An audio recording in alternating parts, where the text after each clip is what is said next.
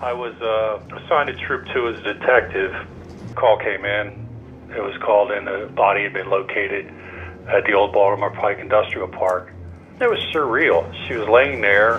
Her pants were pulled down. Her top was open.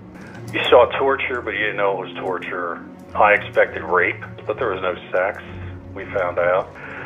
Things that I was expecting to see, I didn't see. The things I didn't expect to see, I saw.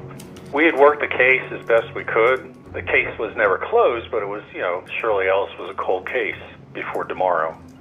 So you fast forward to June 29th, 1988, and that's the first part of my involvement. So I'm actually on my way into the office one morning, and I get called to go to what was then the Fox Run construction site. I arrived on scene and discovered that there was a completely nude female openly displayed along the side of a construction road. Also visible, you can see blue fibers that are covering the body. The positioning of the body indicated that the individual had been picked up and then probably dropped there out of some type of vehicle. We collect all the fibers. We take tire castings of all the tire prints that are right next to where the body is, get all the forensic work done. And it hit me. I said, man, this sounds familiar to something I read a while back. My supervisor contacted Troop 2, which was down at the old State Road at the time, and said, hey, we have this body down here. This is what we have. Maybe you might want to take a ride down here and take a look at this. We all left there and met back at Troop 2. From that point forward, pretty much Joe Swisky and myself were assigned together.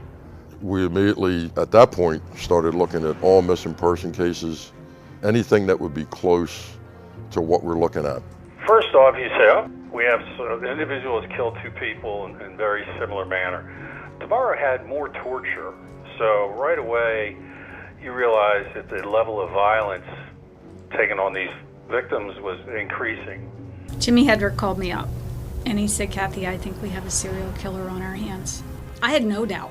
As soon as I saw the evidence, as soon as I looked at the photos, read the autopsy results, and saw where they had been dumped and how they had been tortured, I knew. We all knew. So myself, Joe, Kathy Jennings, and Pete Latang drove down to the FBI National Academy in Quantico, presented both cases, and they agreed you probably do have a serial killer that is going to strike again at some point.